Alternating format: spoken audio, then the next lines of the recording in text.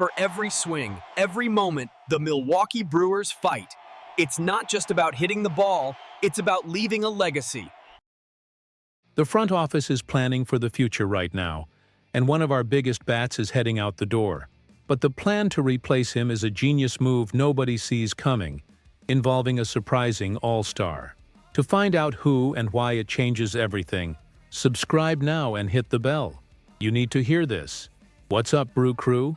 This is your trusted inside source for everything involving our Milwaukee Brewers.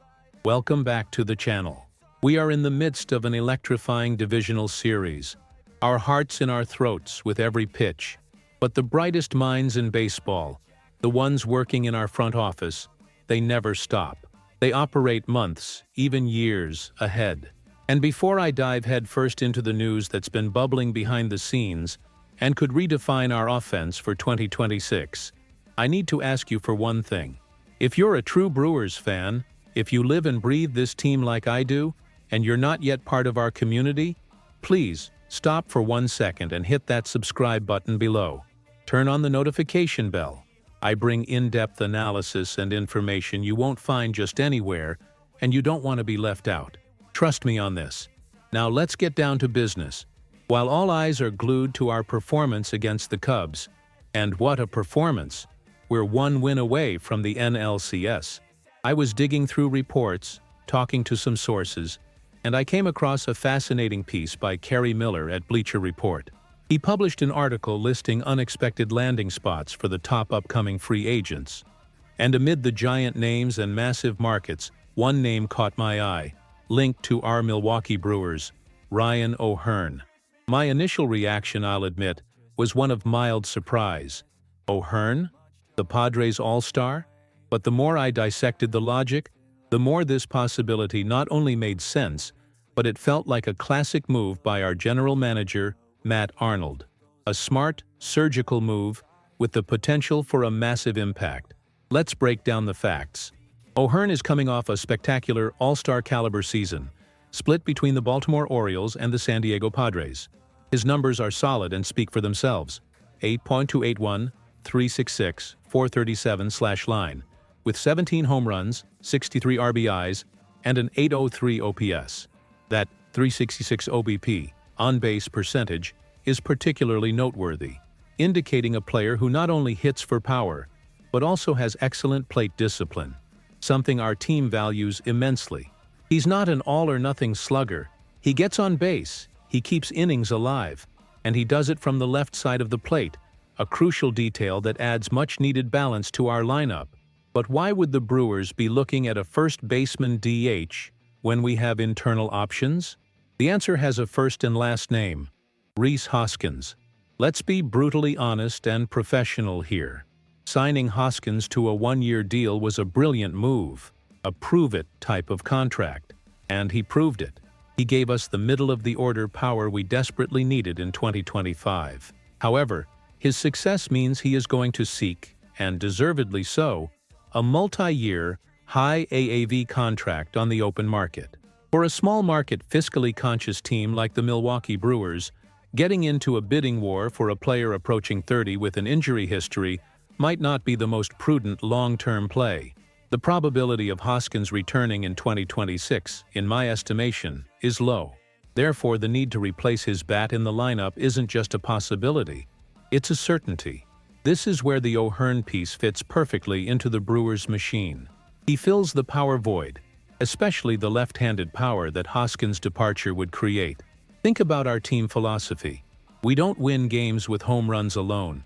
We win with elite pitching, flawless defense, smart base running, and timely hitting. But the lack of consistent middle-of-the-lineup power has, at times, been our Achilles heel. We don't have the luxury of a lineup stacked with 30-homer hitters. Every power addition has to be calculated. O'Hearn would give us that reliable pop, that player capable of changing the score with one swing, without compromising our disciplined approach at the plate. He represents a power upgrade without sacrificing the tactical approach that defines us. Furthermore, his versatility is a manager's dream. He can play first base, he can handle the corner outfield spots, and most importantly, He can be our primary designated hitter, DH. And this is where the analysis deepens, and Matt Arnold's strategic chess game is revealed. Installing O'Hearn as the primary DH triggers a cascade of positive ripple effects. First, it allows Christian Yelich, our MVP, to return to being a near full-time outfielder. This keeps him more athletic, more involved in the game defensively, and crucially, takes some of the wear and tear off his legs and back, which has been a concern. A healthy and engaged Yelich for 162 games is our most valuable weapon. Second, it solidifies Andrew Vaughn as our everyday first baseman. Vaughn has shown flashes of quality, but giving him a set position, a defensive home, could be the key to unlocking his full offensive potential. No more shuffling between positions, he becomes the owner of first base. Suddenly, with one signing, you've not only replaced Hoskins, but you've optimized the positions and potential of two other vital players on your roster. That is efficiency. That is next-level thinking. Now let's talk about the elephant in the room: the money. Ryan O'Hearn is coming off his first career All-Star Game appearance. His market value has never been higher. How does a team like the Milwaukee Brewers, known for its fiscal discipline, compete for a player like that? The answer lies in the contract structure. I don't see the Brewers offering a long, fully guaranteed 5- or 6-year deal. That's not our style. What I do envision, and what would make perfect sense, is a more creative contract. Imagine a 3-year deal, perhaps in the $45–50 million range, but with player opt-outs after the first and second years. Why does this work for both sides? For O'Hearn, it provides immediate financial security with an attractive annual value, but it gives him the flexibility to test the market again at age 31 or 32 if he continues to play at a high level. It's a bet on himself with a safety net. For the Brewers, it's the perfect play. You secure the player in his prime for 1 or 2 years at a known cost, but you don't commit to a long-term contract that could become deadweight on the payroll. If he performs, great. If he regresses, or if a prospect like Tyler Black is ready to take on a larger role, you have an exit ramp. It's calculated risk management, the hallmark of this front office. This type of smart contract allows small market teams to acquire elite talent without risking the financial health of the organization for a decade. It's exactly the kind of deal I expect Matt Arnold and his team are modeling right this minute. By signing O'Hearn, the Brewers wouldn't just be filling a hole, they'd be reasserting their competitive identity. They would be signaling to the league and to our fan base that they are not entering a rebuild, even with the potential departure of key names. They are finding smart, efficient ways to reload the roster to compete year in and year out in the tough NL Central. We've seen the Cubs get stronger. The Cardinals are always lurking. Standing pat is not an option. Moves like the potential acquisition of O'Hearn demonstrate a proactive approach, a relentless search for value and market efficiency. It's less about winning the offseason headlines with the biggest contract and more about building a cohesive, deep and versatile roster that can win in multiple different ways. That is sustainability. That is the Brewers way.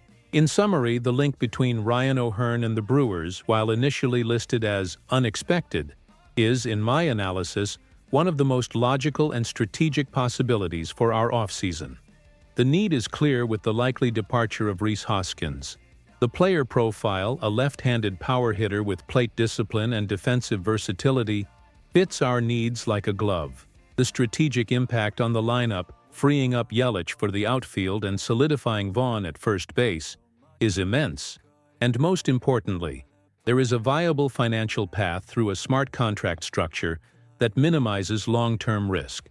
This is the type of move that keeps a team like ours perpetually in the playoff hunt. Now, I want to hear from you, the Brew Crew. This is the most important part of this channel. What do you think about this potential acquisition? Is Ryan O'Hearn the right name to inject more power into our lineup for 2026?